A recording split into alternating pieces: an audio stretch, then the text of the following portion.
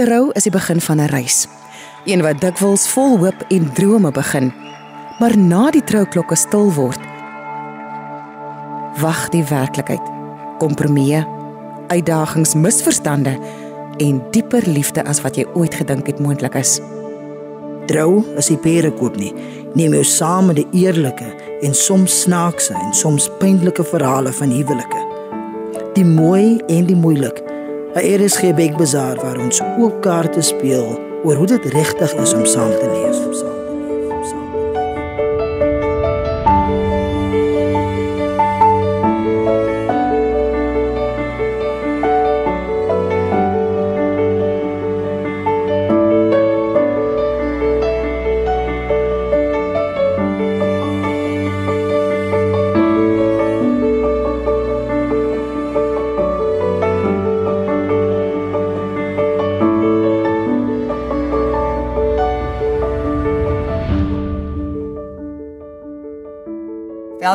Welkom. Jy is hier ingeskakel by Trou is nie perdekopie. Ek en Solomon Kibru. As mense nou eers inskakel of by ons aansluit, dan ek altyd gehoor is alles alright by die huis, want hierdie move is al 'n paar maande aan die gang. Ons is nou 'n paar maande, ons is nou veteran podcasters. Nee. Nee, stadig oor die klippertjies, madertjie, veteran. Nee. Ons is nog 'n bietjie semi-newbie. Ja. Leer nog die ropes. Some elements by. Dis ons vind goedjies uit. Kyk, ons is nou al klaar op die TV ook, hè? I mean, die visuals, kan vir ons sien, jy kan vir ons kala hierso. Maar ja, ons gepraat oor alles in ons podcast, alles te doen met die troudag. Yes. Maar daai is die oppervlakkige goeders. Daai is die one-time moves. Wat ons eintlik graag by uitkom is die juice. Yes. Die goede wat maak dat mense wonderlike huwelike het, wonderlike verhoudinge het. En as dit nie wonderlik is om te kan sien, hoe is dit wonderlik en wat is die rooi red flags soos hulle sê. Ja. En ek voel ons het iemand wat actually juice maak. You know? Ja. Hy bring die juice en hy's 'n juice maker, hy skep juice en hy package die juice. Hy's 'n filter, you know what I mean? Ja. Sommige juices is lekker juicy word. Ja. Goed en hy juice wat lekker is. Maar saam met my is Kenneth de Kok van Grace Online. Kenneth, ek gaan nou vir jou vra om net vir mense wat hier luister te verduidelik presies wat julle by Grace Online doen. Maar ek het hom ontmoet 'n ruk terug net op die radio, daar op die draadloos toe praat ons oor 'n paar goeters. Sy personal lewe wat ook natuurlik gelei het tot wat hy nou vandag doen, maar ook ek dink ek weet nie van jou nie Solomon, maar ek maak 'n seentjie kind groot, nê? En as 'n vrou het ek begin bekommerd raak. Want dit voel vir my asof mans under attack is, nie net under attack deur die wêreld nie, maar ook deur die samelewing wat nie die regte setup het vir mans om te kan floreer nie.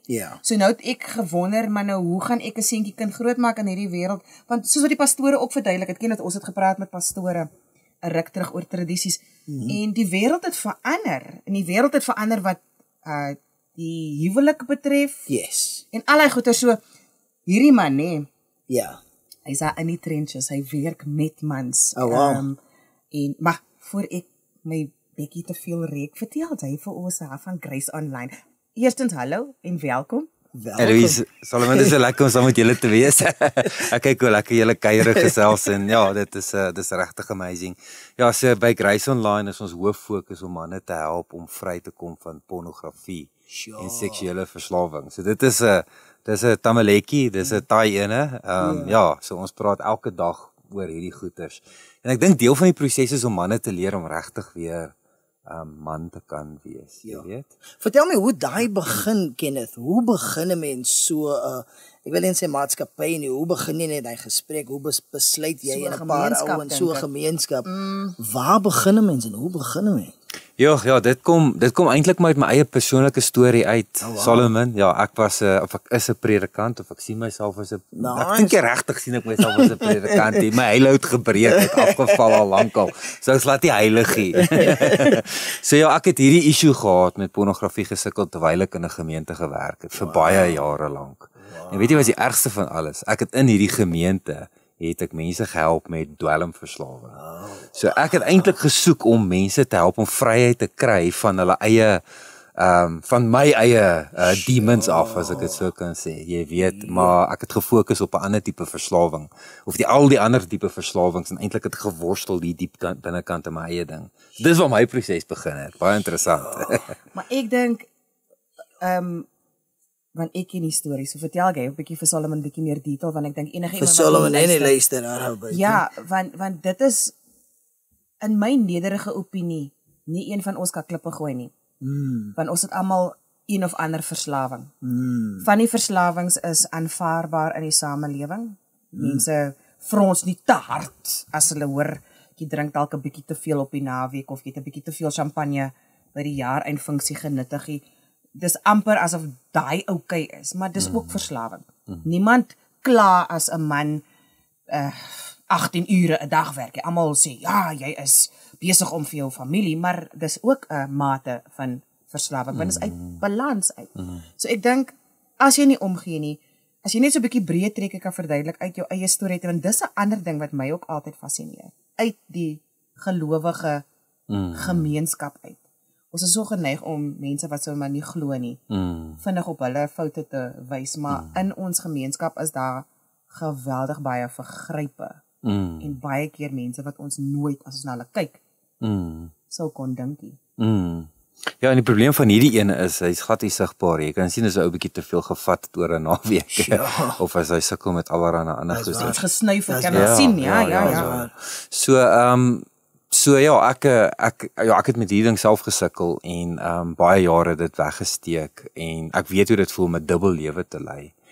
En vandag, ek meen ek sal dit vir die wêreld vertel dat ek met hierdie ding gesukkel het, want ek is trots op die vordering wat ek kon gemaak het daaruit. Maar hoe dit vir my begin het is die hele proses het eintlik vir my begin by die verlies van 'n babatjie. Ek het 'n dogtertjie verloor.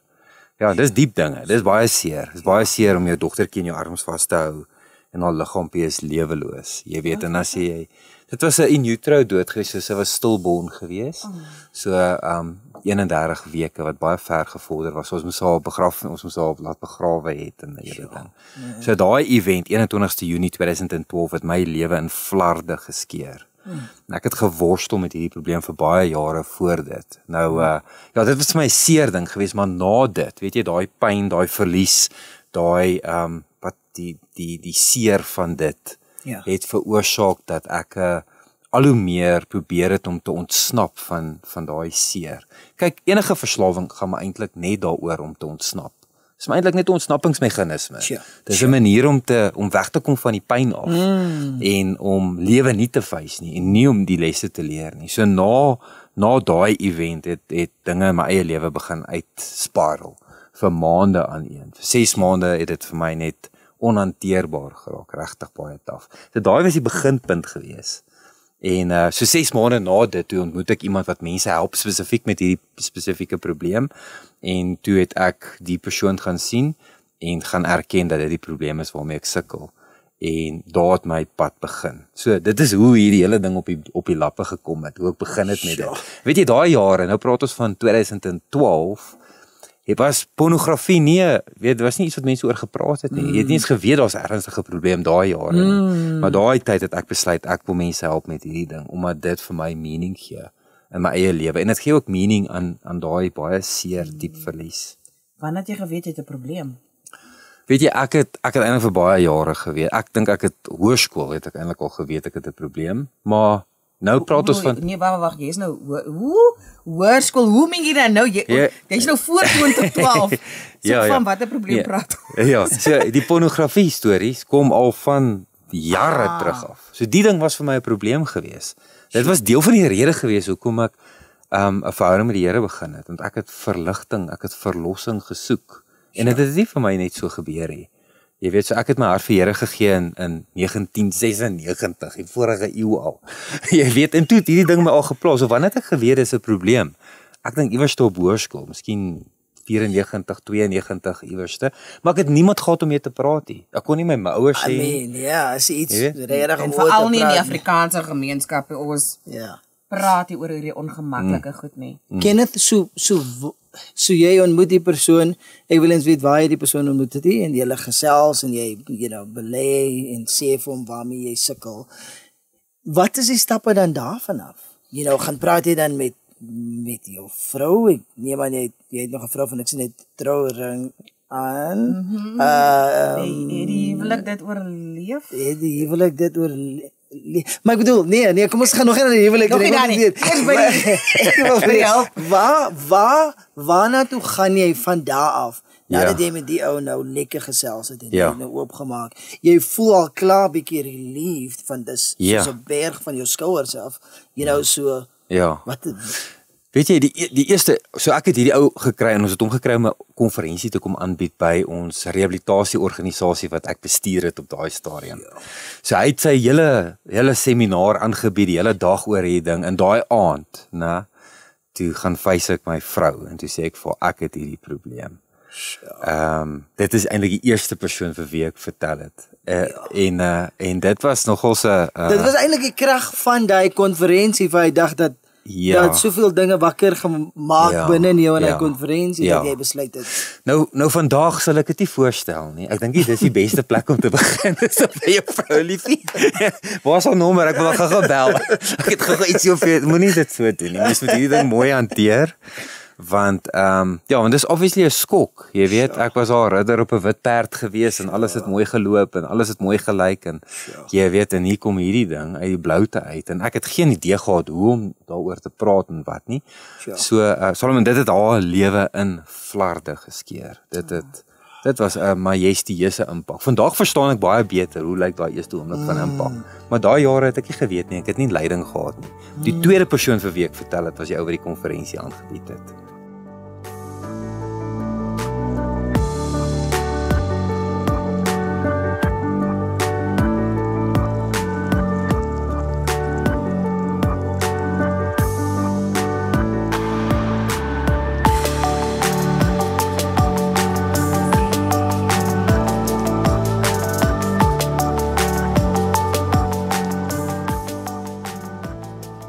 Terwyl jy nou praat, Kenneth, kom iets in my kop op. Ons het reg aan die begin, het ons gepraat met die pastore oor voorhuwelikse berading. Waar baie mense is nie meer in 'n geloofsgemeenskap nie. Hulle wil nog steeds die seremonie, hulle wil nog steeds voor hulle geliefdes tot hy stap oorgaan. Die selfe stappe wat normaalweg in 'n kerk plaas en dit gebeur soms dis nie eers meer in 'n kerk. Die bevestiging gebeur by 'n venue tipe van ding. Maar toenemend gebeur hierdie voorhuwelikse berading ook nie en ek dink terwyl jy nou praat, dis eers na jy getroud is, na hierdie verlies van julle kosbare mensie wat hierdie ding vir jou dieper gedruk het. Dit was nog altyd daar, maar tot dan was dit soort van half manageable in 'n manier hierdie verslawing. Hier hak alles uit na daai seer wat absoluut verstaanbaar is en hier gaan jy dieptes binne en jy besef, okay, ek moet my vrou sê. En jy sê vir haar, my vraag kom nou op, nê? Want baie mense speel oop kaarte nie. Baie mans, wanneer hierdie voorhuwelikse berading gebeur, en vroue ook, speel nie heeltemal oop kaarte met al ons geraamtes in die kas nie. Daai is nou 'n hektiek verrassing vir jou vrou gewees en miskien 'n mate vir jou ook om dit te uiter. Maar ek is seker as ander verrassings soos daai ook wat in die huwelik na die troudag gebeur. Maar hoor ek reg wat jy vra is dat jy voel dat hy moes dit admit het liewer in die voorhuwelikse berading. Want dan kan sy besluit, ek wil steeds met hom wees ten spyte hiervan. Want daai is nie, dis nie soos rookie. Rook is erg genoeg, maar hierdie het 'n massiewe impak op 'n verhouding of is ek nou besig om snaaks te wees. Absoluut. I mean, skeletons, almal trou met skeletons, maar ek bedoel, Kenneth, jy was 'n pastoor of nog steeds 'n prediker of pastoor. Jy het seker mense al beraad voor huwelikse berading. Was al iemand wat net gekom het en gesê, hey man, I have this addiction. Seker gevra oor alkohol of so, maar ek dink daai is 'n groot enetjie. Jy sien, ek dink die mag van hierdie probleem lê nommer 1 in die geheim. Maar nommer 2 in die feit dat hy jou laat glo dat jy hom kan manage, tot jy meer kan manage. Jy weet, so ek het gedink ek kan die ding beheer en dan dink ek Yes, ek het op 'n stadium vir adverteringscampagnes gehardloop. Nou ek het agtergekom dat baie jong manne dink, né, die dag as hy getroud is, gaan dit stop. Nou dan gaan die ding nou stop. My vrou is die oplossing, né, want dan is mos die seksuele goeders is ons nou op die tafel. Ja, jy dan nou 'n live-in provider. Maar dit werk glad nie, toe werk dit nou glad nie so nie. Jy weet dit daai goed hou net aan op 'n ander level. Dis hoekom ek vra, want daai's 'n illusion. Ja. Maar toe het ek 'n adverteringskampanje op Facebook gelons en ek het al die manne wat binnekort gaan trou gesê ek weet van wie jy besig is. Jy moet hulp kry. I know what you did last summer. No, I know what you did last night. Jy weet, needless to say, dit het glad nie goed gewerk. Julle almal was baie kwaad vir my. Ja, nee, dit is nie 'n slim plan nie. Kenneth, hier's my vraag. Nou, ek mag gekruisig word vir die vraag. En ek wil net hê ek vra namens 'n vriend en perspective. Ons gaan nie die vriend se naam noem nie as jy jouself weer eens ons het 'n permanente disclaimer as jy jouself herken in hierdie storie, we cannot confirm or deny that it's you. So hier's my ding. Om te cheat is een ding en om addicted te wees aan porn is 'n ander ding. Nou ek dink in man se koppe is hulle net gemaklik met is maar net porn, is maar net dit. I'm not cheating on my wife or spouse or partner, van is net mans wat addicted is. As vroue ook. Hoekom is dit so hard en so erg op die ontvanger? Want ek sê nie vir my vrou, hey man, ek het geslaap met 'n ander vrou of ek het op jou gecheat of wat ook al is, net porn addiction. Nou wil ek weet, is regtig 'n heavy ding vir 'n vrou om dit te hoor of vir 'n man om dit te hoor. Maar hoekom is dit so erg? Van ek dink mans dink, is okay, is maar net, you know, ek speel safe. Weet jy wat 100% van manne dink, dis nie cheatie, dis net porn. Maar wat ek agterkom uit my werk uit is dat Eloise, hulle sê 90% of all stats are made up on the spot. Wow, ek is kwaad vir jou. So hoeveel persent van vrouens glo absoluut dis is cheating? Hoe kon jy dit nie, hoe kon jy gedink dit is nie cheating nie? Hierdie is, jy kyk vir 'n ander vrou, terwyl jy weet nou whatever doen daarso. Geprikkel word. Ja. Is ek dan nie die bron daarvan nie? Ja, nou ek het dan in hierdie ding ingekom met die hele idee van, dis ek en hy hierso, hier is die ander mense nie, sy oë behoort aan my, jy weet? So en dit is, daar's 'n cheating, daar's 'n betrayal element in dit, al klaar.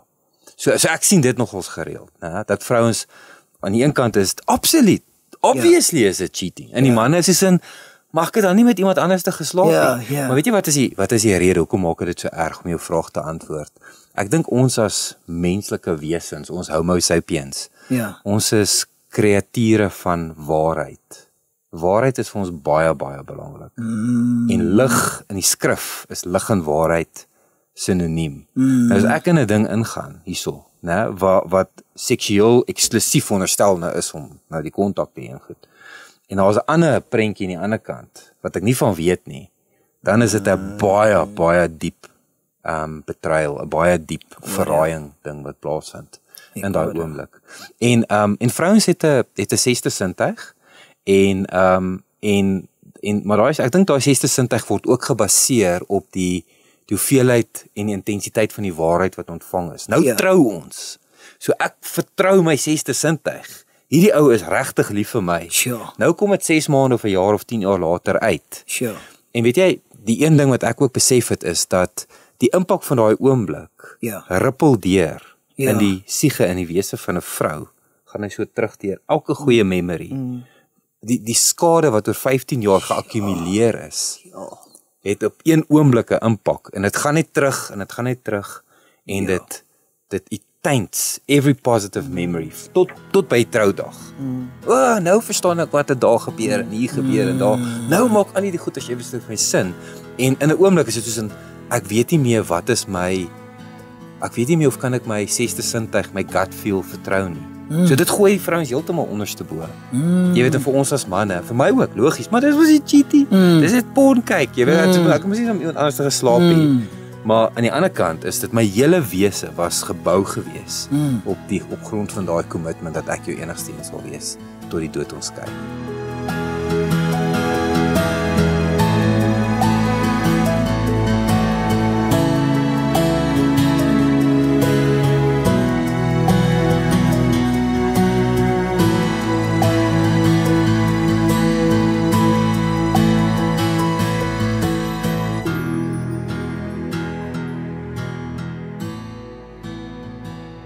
is daai nie juis dan waar as 'n samelewing ons grootste fout lê nie. Van om te verwag in 'n wêreld, ek weet wat die skrif sê, ek weet wat die romcoms sê, my one and only, jy vervul my, jy is my ander helfte, al daai goeders. Ons val vir die fairy tale, ridder op die wit perd, iemand wat my gaan kom red, al die scenario's. Is daai nie juis setting up a couple for failure nie? Dat ek so vra. 8 miljard mense op die planeet, nê? Daar is nie 'n manier dat God net een mens het op hierdie planeet vir elke persoon om mee 'n band te kan hê en 'n lewe saam te kan bou nie. Die lottery se odds is beter as daai. Ons weet hoe sleg is die lottery se odds, nê? Weerlig se odds is beter as daai om te slaan. Dat daar net een mens is in 8 miljard en hoe vind jy daai ene? So ons maak hierdie commitments met 'n mens om 'n lewe saam te bou. Ja. En monogamy uit die aard van die saak uit, daar kom baie dierkundiges en sê dis eintlik nie natural vir diere en tegnies is ons diere. Ja, ons dink ons is gevorderd, maar ons gedrag wys soms dat ons minder gevorderd is as van die diere wat ons mee vergelyk. So nou is my vraag, as die setup van die setupie 'n klaar foutie, dat mense 'n groter kans het om dan voete van klei nie net te ontwikkel nie, maar te ontbloot nie, want dalk het ons inherent voete van klei, mans en vrouens, en dat dit amper godsonmoontlik is om alles van een mens te verwag. Ja, dis 'n goeie vraag. Ja, dis 'n diep vraag. Wat dink jy? I know. Sorry man, maar dis terwyl jy praat, hoe gaan ek want die stats. Ek het net gehoor ons is diere. Want die statistieke is rof man, ken dit? Mense begeer om te trou en dan ten minste 50% werk nie. Ja, weet jy, ek dink net daar's baie studies daaroor gedoen wat ek nie nou spesifiek kan opnoem of so nie, maar ek dink mense doen beter in 'n 1-tot-1 verhouding. Daar's baie inligting rondom dit. Ja. Jy weet en die pyne en die skete wat kom saam met multiple partners en al daai goede. Maar dan ek dink nou byvoorbeeld in 'n kliënt wat ek het, iemand wat ons besig is om te help, die ou is gelukkige buitelandse burger en hy verstaan nie Afrikaans nie, so hy wil nie mind as ek kies.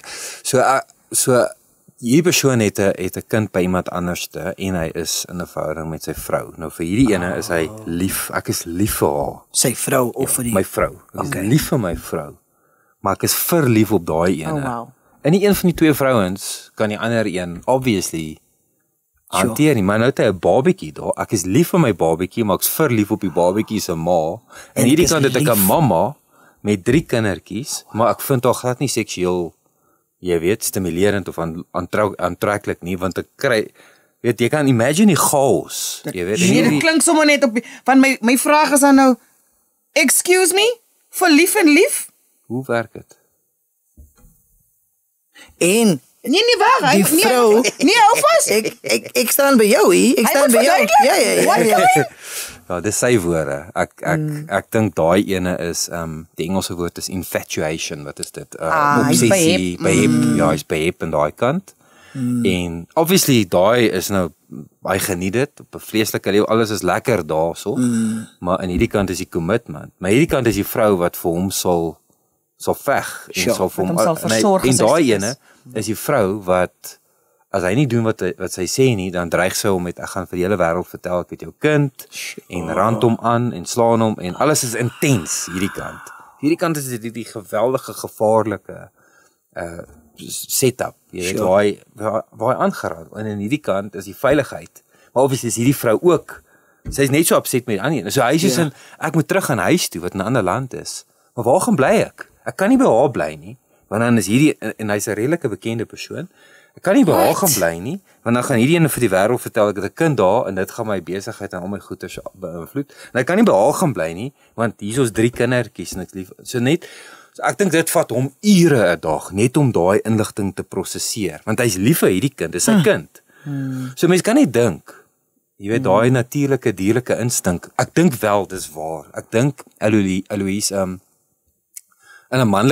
op 'n manlike level vir ons almal op 'n baie basic level is daar jy weet daar's baie opsies. Ons manne soek opsies. Ja. Dit is net hoe ons is. Ja. Maar dit vat deursettingsvermoë en karakter en integriteit om te commit, om my aandag by een persoon te hou. En ek dink daai tipe commitment is goed vir ons. Dis nie consuming nie. So ja, dis my antwoord op dit, maar ja, obviously each to his own. Elke moet maar doen wat vir my beste is. Ja man, die Bybel is clear. I leave before you life and death. En dan sê die skrif, choose life. Daai het besluit om heeltemal iets anders te kies daar so. Can you imagine? So, alvast imagine. Weet die twee vroue van mekaar? Ja. I see En nou. die een het van die ander een uitgevind toe met die babatjie se geboorte. Oh wow. Ja. En sy is okay dat hy die kind ken aan daai kant, maar moet asseblief nie na die doopdiens toe gaan nie. Oh wow. So hoe? Hy sê so nou hoe nou? En daai en sê as jy nie dat hy doopdiens toe kom nie. Kyk, dan destrooi ek alles wat. Ja. Want dit is die ding. Ek sal hy los. Hy het homself in die posisie geplaas. Maar nou Albei moet hom los. Wie moet hom los? Ja. Maar ek bedoel jy moet hom los. Jy moet sê gaan. Nee, sy maar probeer hom help. Want ken dit weer my kop en weer eens ek is so bly ek is die vrou hier, because dit is 'n ding hoe ons koppe. Wat 'n vrou is jy nou bly is dit die een of daai een? Nee. Man, joh, hy stuur geweldig. En ek dink jy het vroeër genoem, moenie jou vraag vergeet jy hoor. Ja.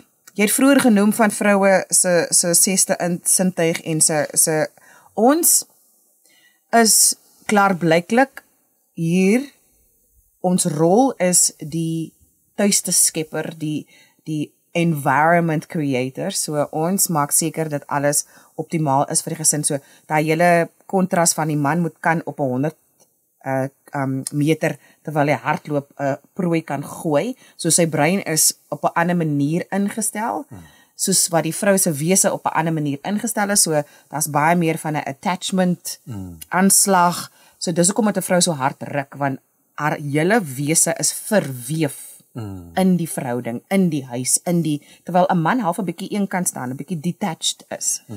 Net oor die setup. Dit beteken nie hy moet afgesonder bly nie, maar daai is die soort van bare bones. En om in so 'n geval verstrengel te raak. Die een is nou casual, maar dit lei tot 'n langtermyn band. Want ek en Solomon het gepraat daaroor. Jy kan skei met iemand en as dis verby. Maar die oomblik as daar 'n kind betrokke is jy permanent, vir ewig, vir altyd in 'n ander persoon se lewe. Ja. En nou moet sy vrou aan wie hy committed, met wie hy 3 kinders gehad het, dis nie net hy wat deur hierdie vergryp, hierdie die mag en jag na die excitement geraak word nie. Dis die 3 kinders hier en dan 'n nuwe kind wat ook in 'n totale verkeerde union, verkeerd volgens die Bybel, volgens die setup van die setup, hoe dit moet wees om 'n gesonde, so dis alles is net hoe is die woord? Upside down. Ek wil nou mooi praat, dis verkeerd, dis chaoties. Maar ek het groot respek vir julle, ons het se naam is Grace Online, van julle het Grace om met so iemand te sit en you know, te hoor wat deur sy kop gegaan het. Alhoewel die dame wat jy nou praat van wat die vrou se rol soort van is soos om my huis te skep, en die vrou skep nog steeds die huis vir hom, you know, met die 3 kinders en hy voel nog steeds veilig. Sy het nie 'n keuse nou nie, hoor, want nou is dit net sy wat haar kinders het om my stabiliteit te gee. Grootman Kenneth, hier's my vraag aan jou is, wat sien jy as die ware wortel van pornverslawing? Is dit seksuele probleme of is dit, you know, is dit hartsake, is dit, you know, is dit te doen met hoe jy groot geestesake, wat? Ja, wat sal jy sê is die wortel? Ek werk nou al 27 jaar met verslawing, dis al wat ek my hele lewe lank doen, waarvan ek van 2012 of met pornografie, seksuele verslawing werk. 2012 is 'n goeie jaar. Wel, dit was die jaar wat sy rug amper gebreek het, so natuurlik. Ja. Dis ook 'n jaar, dis die jaar toe hy getroud het, dis Dis 'n goeie jaar. So, wat is die wortel van hierdie ding? Verslawing, volgens my ervaring, amper 30 jaar, is een ding. Onvermoë om met emosies te kan deel. Soos 'n hartsaak, jy het dit reg gesê. Dis ek weet nie hoe om met emosies te deel nie, en wie van, wat een van die 2 geslagte dink jy sukkel bietjie meer om met emosies te kan connect. Want Dis hulle my word nie probleem so toegelaat om groot is. emotions te hê nie. Ja. As dit nie kwaad is nie, dan is dit nie geldig vir 'n man nie. Ja, en dan is verslawing is 'n ontsnapping van my emosionele realiteit af. Ek sê altyd, ek het vanoggend 'n meeting gehad met 'n klomp predikante wat ek help met hierdie ding. Wait, julle het 'n meeting. En al die pastore weet hulle is wat? Ja. Ons gaan 'n groot ding doen met die manne wat manne moet help. Nee, maar so hierdie pastore moenie die manne help nie, hulle help die manne omdat hulle self geval het. Ja. Want At least we're moving towards something. Ja. As dat die eerste stap is erkenning, ek sit met belydenis. En dan, werk ons nou aan 'n plan om die Ja. Ja, man. As ons kyk na die stats, ek weet jy maak die stats nou op die spot op 'n kisie. Maar hy wil nog gesê hy het volgende meeting gehad. Nee, gaan, maar hoeveel predikante sukkel met. Dink jy? Ja, daai stats het ek 70%, 69% van alle predikante erken. Okay, nou weet ek nie mooi nie. Is 69% van mense wat kerk toe gaan, erken hulle die probleem of is dit 69% van predikante, een van daai twee? Maar is baie naby aan 60% van predikante wat erken dat hulle in die laaste maand pornografie probleme gehad het. I'm sorry. 60%. Dis So jy kan in die kerk 2/3 stap en jy kan 'n profesie hê, né? En jou kans is 60% dat jy gaan raakvat.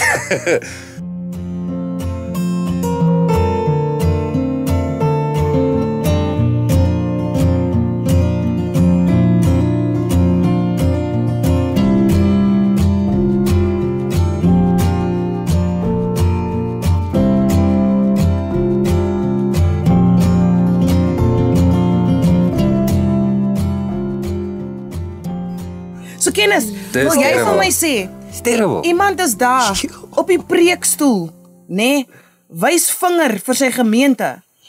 En dat hy in die stilte Nee. Hulle wys die vinger hier, want hulle gaan nie daar gaan. Wanneer laas jy 'n goeie preek gehoor oor hierdie ding? Nee, Hulle niemand vermy die praat saak. daaroor nie. Niemand praat daaroor nie. Hoekom sal ek gaan nie vinger wys nie, vingers wys terug. Nou vir oral vrae gevra. Jesus julle en ek sê hierdie met baie groot liefde en baie groot respek. Jy weet ek verstaan hoe hard dit is en hoe moeilik dit is om 'n predikant te wees en al die pressures en almal wat jy moet help en mense wat jy voor moet bid wat hierdie probleem het. Ek was daar gewees.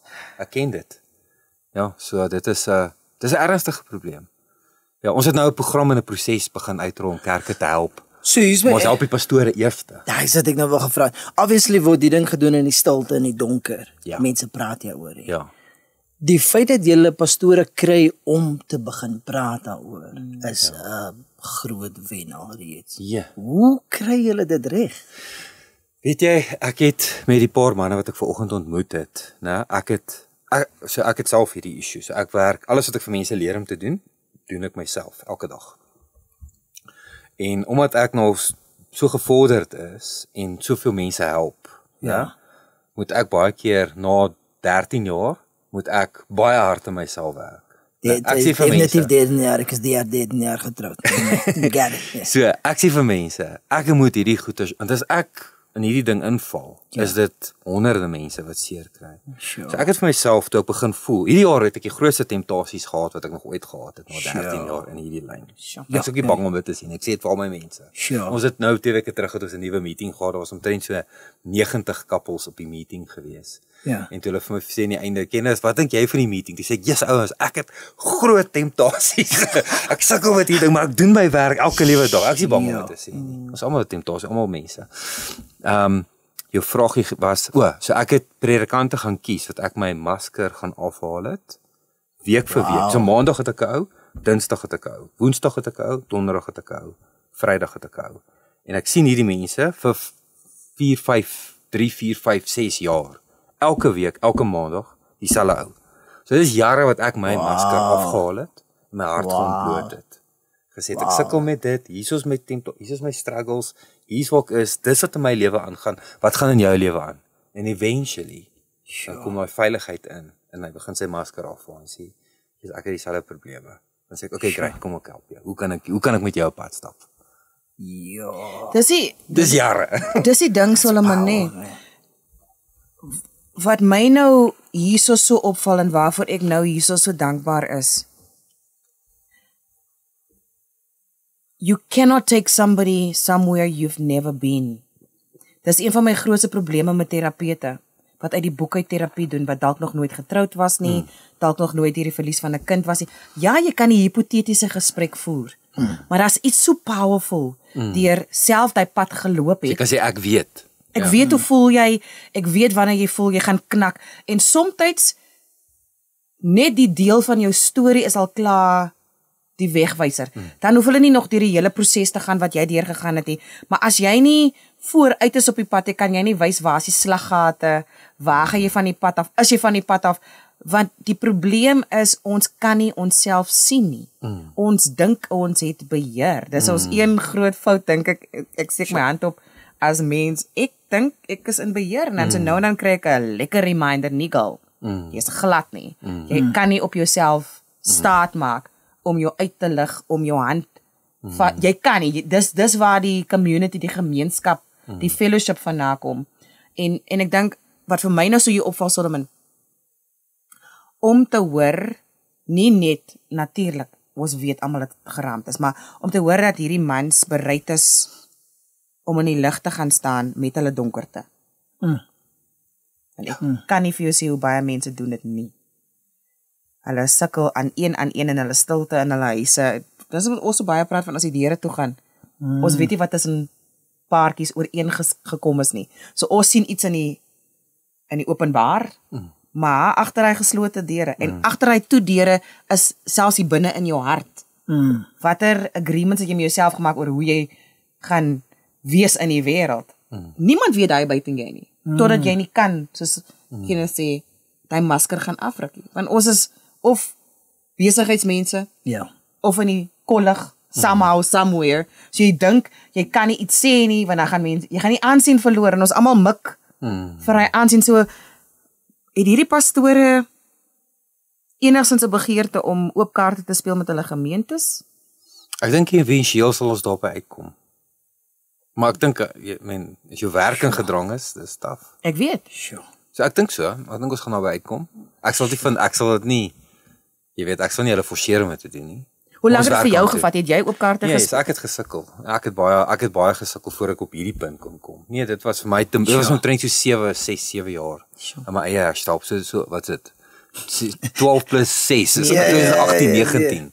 Daar iewers het ek begin op 'n punt kom wat ek kon sê, hoor die mense, ek het hierdie probleem. Vandag maak dit nie saakie. Dis nie, as geen skande in dit nie. Ek voel vry, ek voel skuldloos. Dis die ding. Iets wat in stilte gebeur, het hy skande klad aan hom, wat as mense my gaan uitvind. En ek dink dis dieselfde soos met abuse. Agter geslote deure, weet, as jy dit kan wegvee met make-up kan toemaak, dan gebeur dit amper nie.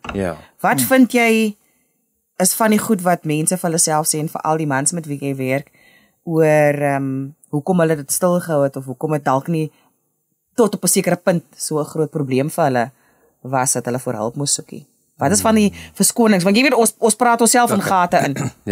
So, ek kan stop wanneer ek wil, ek's in beheer, dis nie so erg nie. Niemand weet nie, as niemand weet nie, maak ek niemand seer nie. Al daai storieetjies hardloop heeltyd deur.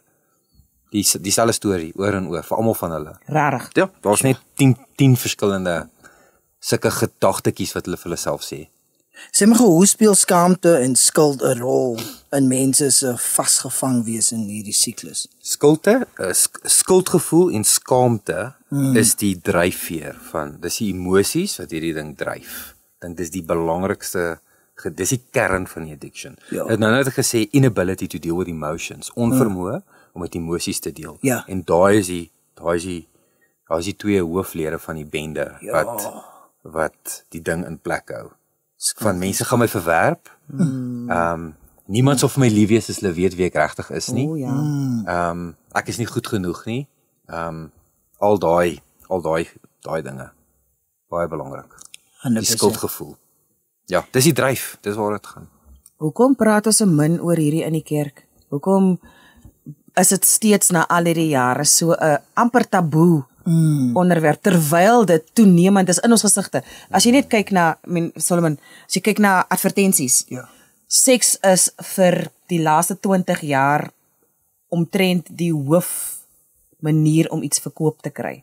Van karre tot Seks 'n nuwe self. huis tot seks self, want Seks self. itself, dis die gorgeous aangetrekte mens, dis daai begeerlikheidsaspek. So dit is reg oor ons samelewing, like oral. Kinders ongelukkig word ook toenemend blootgestel aan die seksualisering van 'n normale ding. Sure. So dis so deel van ons, maar hoekom sukkel ons so maar oor te praat? Hoekom sukkel ons so om dit 'n gesig te gee, om dit gestalte te gee? Want die oomblik as dit uit in die lug is, dan kan 'n mens mos dit begin verwerk.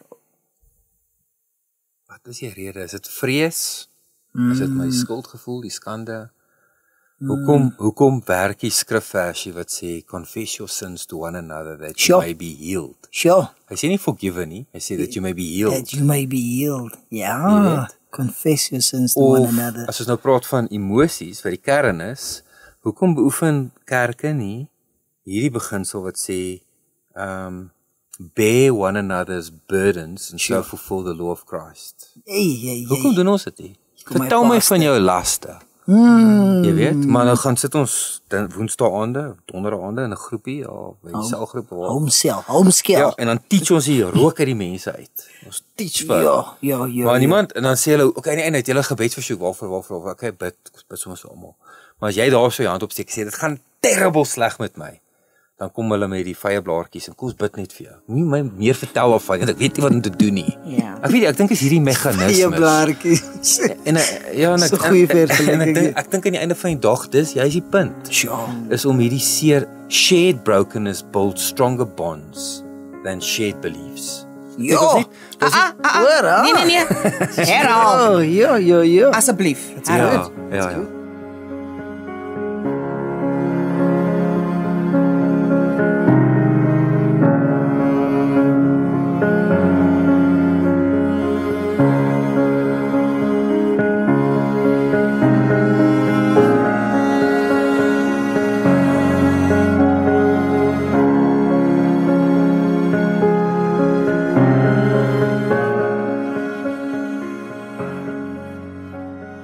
Daar's twee meganismes wat mense verbind. Ja. Die een is pyn en die ander een is 'n doel.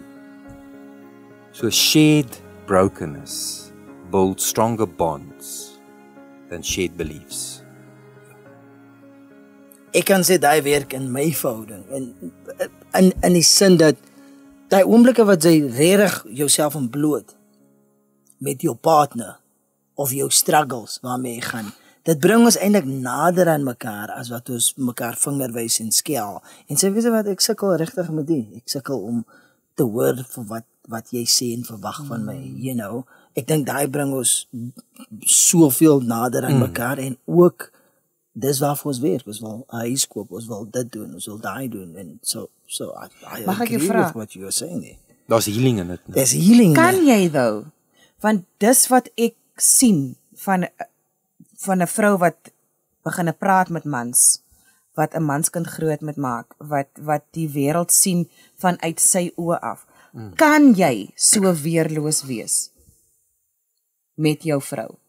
Want, laat ek so vra, daar's mos daai Brené Brown, sy het hierdie hele gesprek gedoen oor vulnerability, oor weerloosheid, né?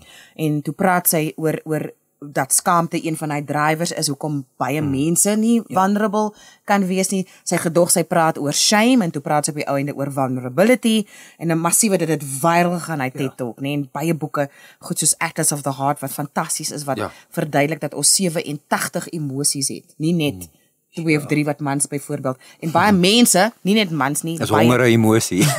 Wow, baie keer ja, as jy honger kry.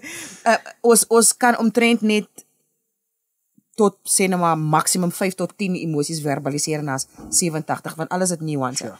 Maar by een van haar praatjies, die rede hoekom ek hierdie vra, by een van haar praatjies het 'n man na haar toe geloop en gesê: "Jy praat nou die hele tyd so van weerloos wees. Kom hou jouself vulnerable, laat jou vroue in jou lewe jou sien met alles waarmee jy sukkel." En hy sê vir haar, "Dis 'n pot snot daai.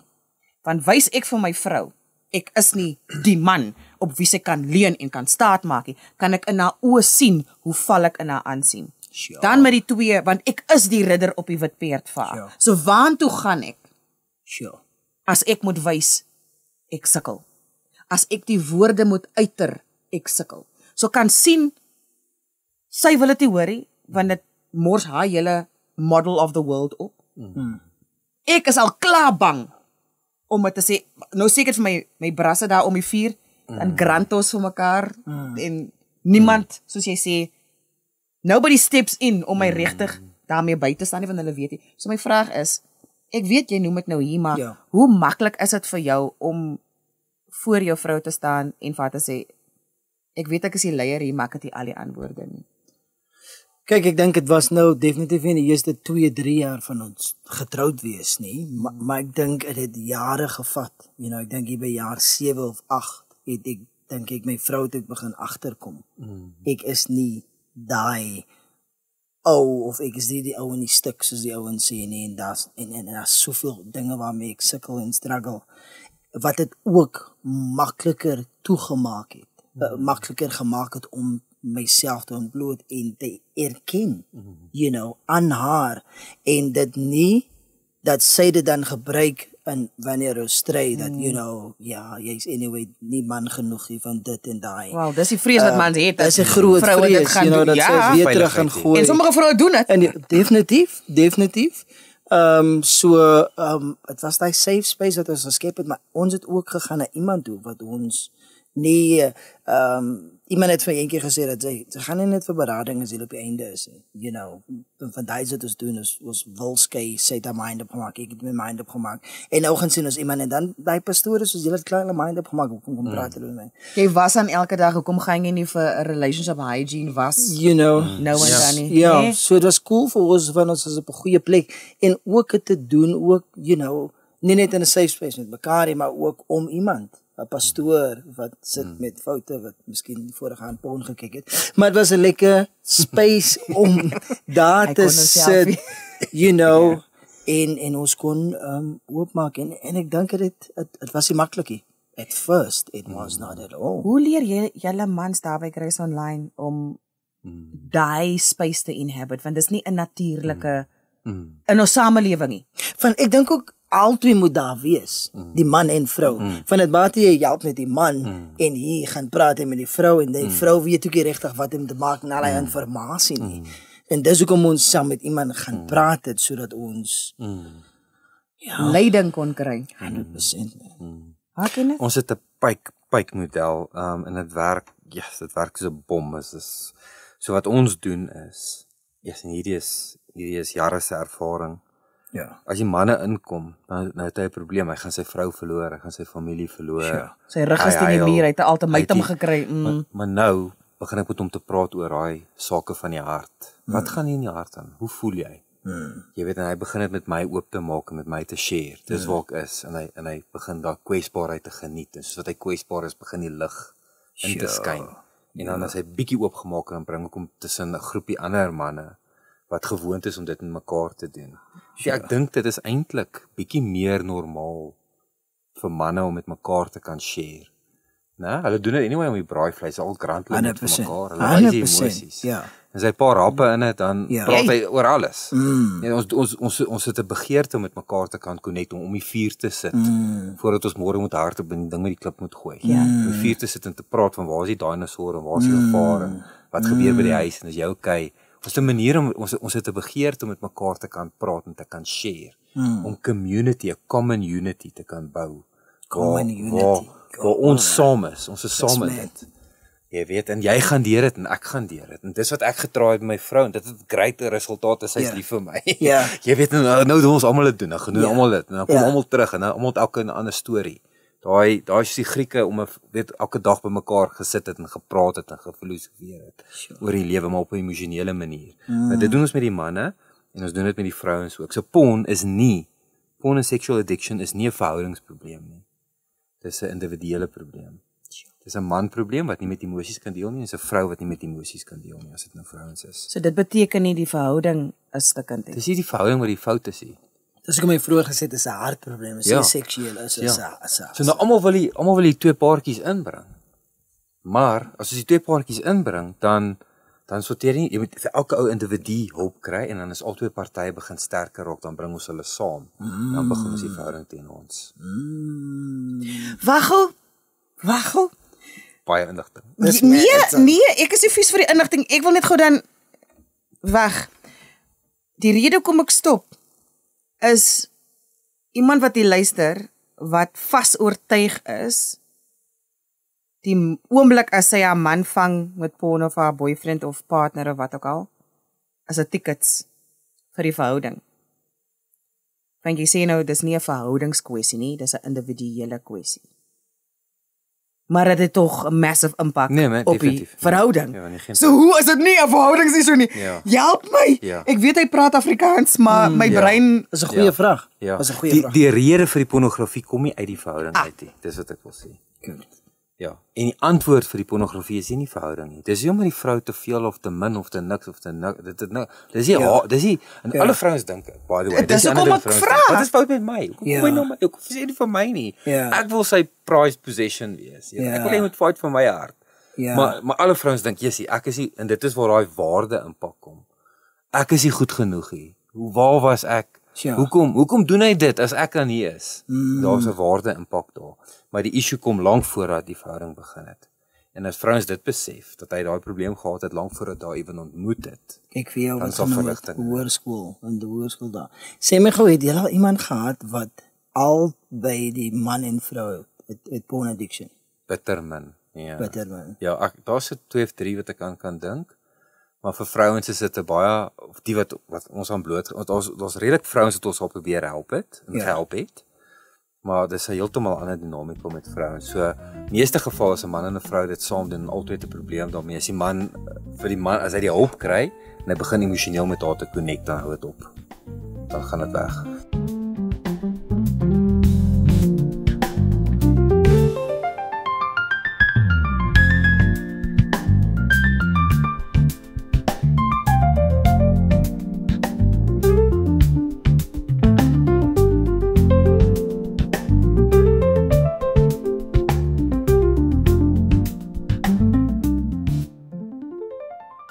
En jy noem baie dat dit pastore is of nie pastore wat dit het nie, maar mense wat in hoë posisies is. Hoë posisies het. Is dit met die vroue geval ook of is dit net, is dit vroue wat die CEOs is van groot companies of whatever? Ek kry nie dit baie nie. Nee. Ek neem aan dit moet wees, maar ek kry nie dit baie nie. Omdat ook ek 'n man is seker en vir vrouens is daar ander tipe skaamte, daar's 'n shaming element aan dit. Ja. Jy weet daar's name wat vrouens mekaar gee en is 'n bietjie anders met vrouens. Dit is 'n bietjie meer complicated. Ek hoor tog iemand wat by daai lesse kan leer. Daar is vroue wat aan pornografie verslaaf is. Ja, daar is definitief. Werk dit anders as vir mans? So die dryf vir dit is ek het geen idee nie. Ek verstaan nie dit heeltemal so lekker nie. Die vrouens wat met vrouens werk by ons verstaan dit baie beter. Dit het baie meer, ek dink, met waarde uit te waai en met 'n verwarring van wat liefde regtig is. En die hersteldinamika lyk ook anderste. Mens kan nie as vrouens in 'n sirkel sit en hulle share hulle struggles, dis anderste. Daar's bietjie meer 'n shaming element wat plaasvind. Ek weet nie, dit werk net bietjie anderste. Ek is nie die expert op daai veld. So jy het baie in verhoudings van die ander ding wat nou vir my uitstaan, Solomon, is soms in verhoudings, nê, en jy lees dit aanlyn as mense byvoorbeeld ietsie plaas anoniem, want baie min mense is bereid om hulle name op 'n platform te sit as hulle 'n vraag vra. En ek sien op die een mammie groepie waar die vroutjie anoniem sê haar man wil graag hê daar moet om dinge op te kikker moet daar gereedskap bykom. So toys en goeders. Of die een vraag is my man sê kan ons asseblief nou 'n bietjie gesamentlik na 'n bietjie kyk om dinge 'n bietjie op te kikker. En die vroutjie het 'n geloofs beswaar daarteen of sê ek is okay daarmee, want dis van die antwoorde in die kommentaar wat jy kry, ek is okay daarmee, dit maak nie aan my 'n verskil nie.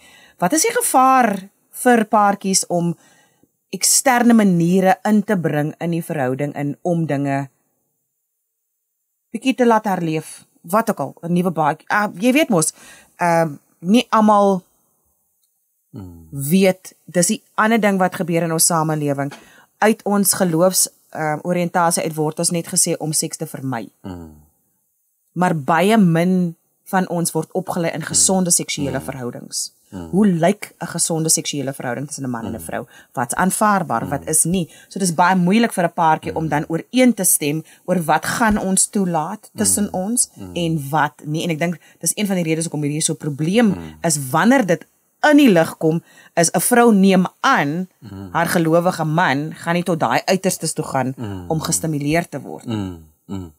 Ja, so ek dink hoe ons dit leer is dit gaan oor seksuele kontak moet gaan oor intimiteit. Weet vulnerability, into me you see, soos wat hulle sê, dis wat intimacy mos maar beteken.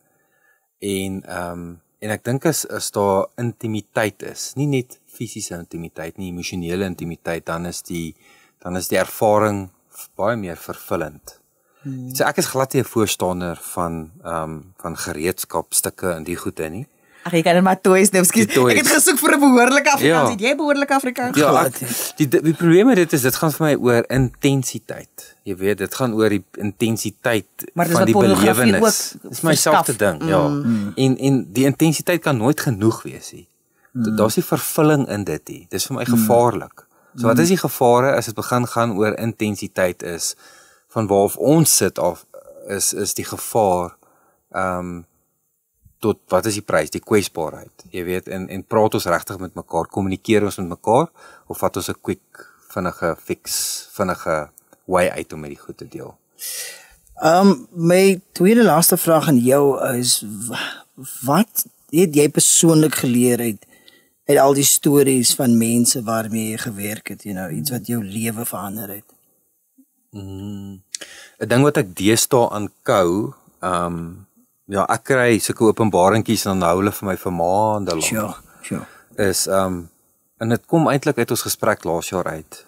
Man wees in 'n moderne wêreld en ek het daai ding nou oor en oor gekou. Wat beteken dit om man te wees? Ek mediteer op dit nou al van daai tyd af. En ek het dit nou so 'n bietjie verfyn. Die een groot ding wat ek geleer het is, as verslawing gaan oor onvermoë om met emosies te kan deel, dan vra ek myself, wat is die definisie van man wees? En die definisie van man wees, soos wat ek het verstaan uit die Bybel uit ook, the mark of a man is his ability to shoulder, is measured in his ability to shoulder pain. Deel van man wees gaan oor om pyn te kan absorbeer en dit te kan transformeer en dit te kan, jy weet, ek dink dit is deel van wat man wees oor gaan. So pyn, om pyn te kan face, om nie te kan ontsnap van die pyn af nie. Staaf die Bybel sê. Ek dink dis wat Jesus gedoen het toe hy daar staan in die kruis hang met en flarde. Being able to man. Ek dink imagine die gouverneur verklaar jou as onskuldig. Nou is ek hier 'n Romeinse soldaat en ek moet hierdie ou gesel.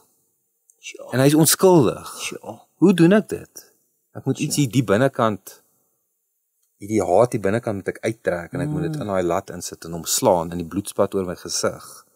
En dan draai hy die ander kant van sy rug vir die volgende ou. The ability to shoulder pain. En dan direk daarna sit hy sy skouer in die kruis in tot hy plat val. En dan hang hy in die kruis. Yes, dit is vir my man wees. Die ding wat vir my vat aan daai is die mans daar buite wat deur soveel pyn gaan.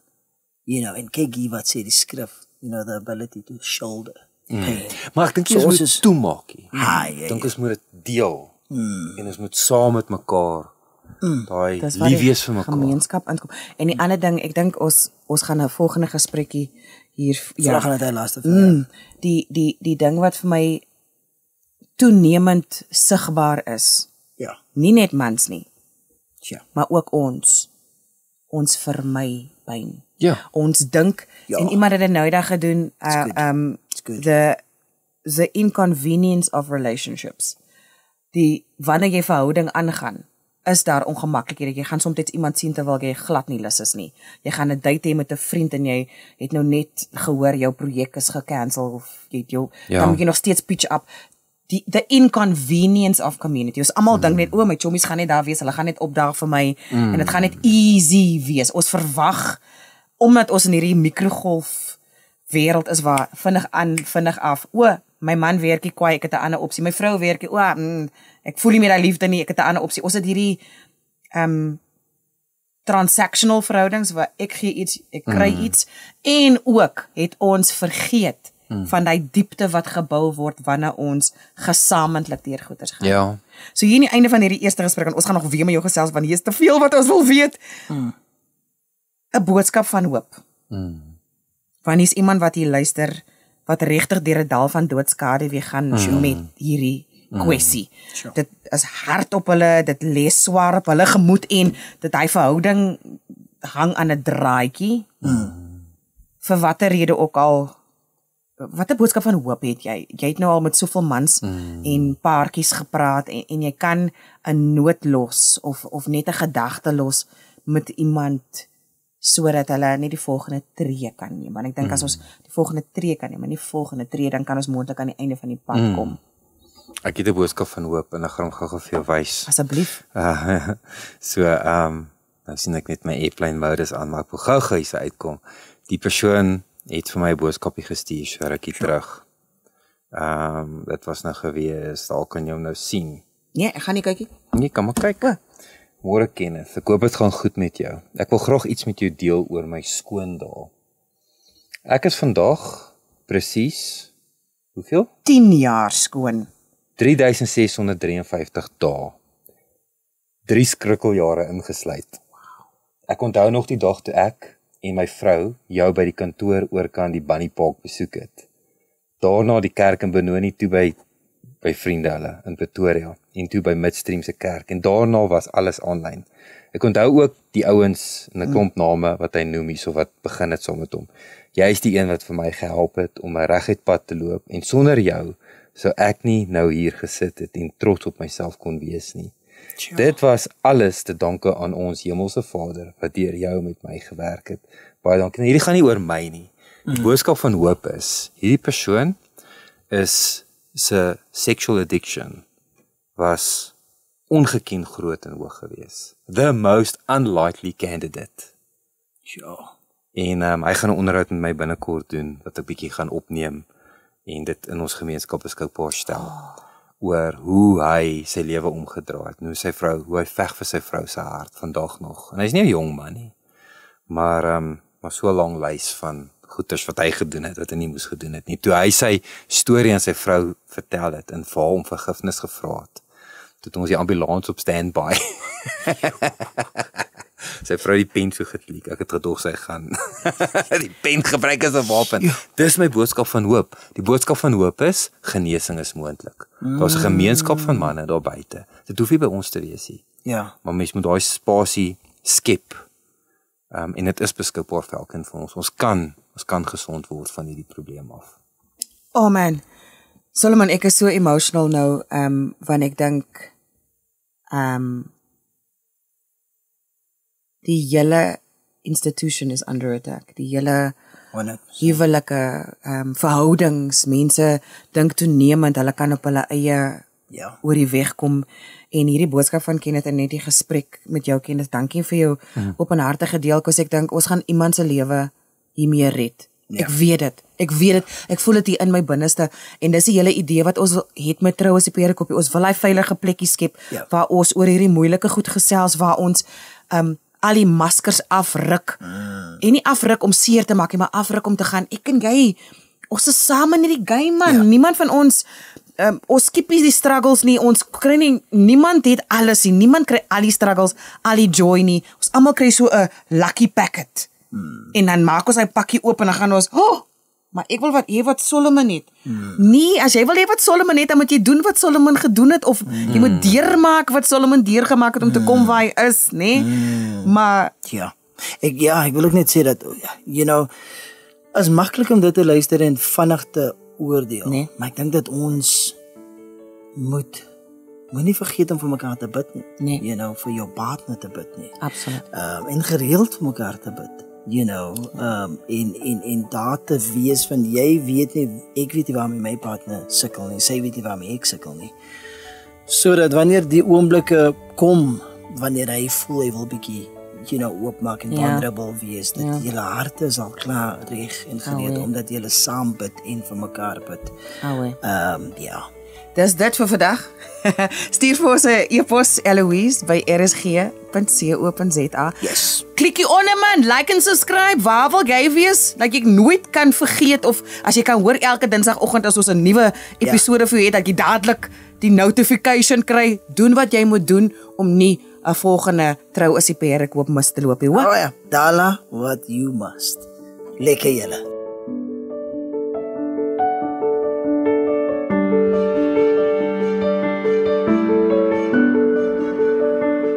Die tegniese versorging van al die Trou is nie pere koop episodes is meesterlik deur Ashwin Klassen behartig.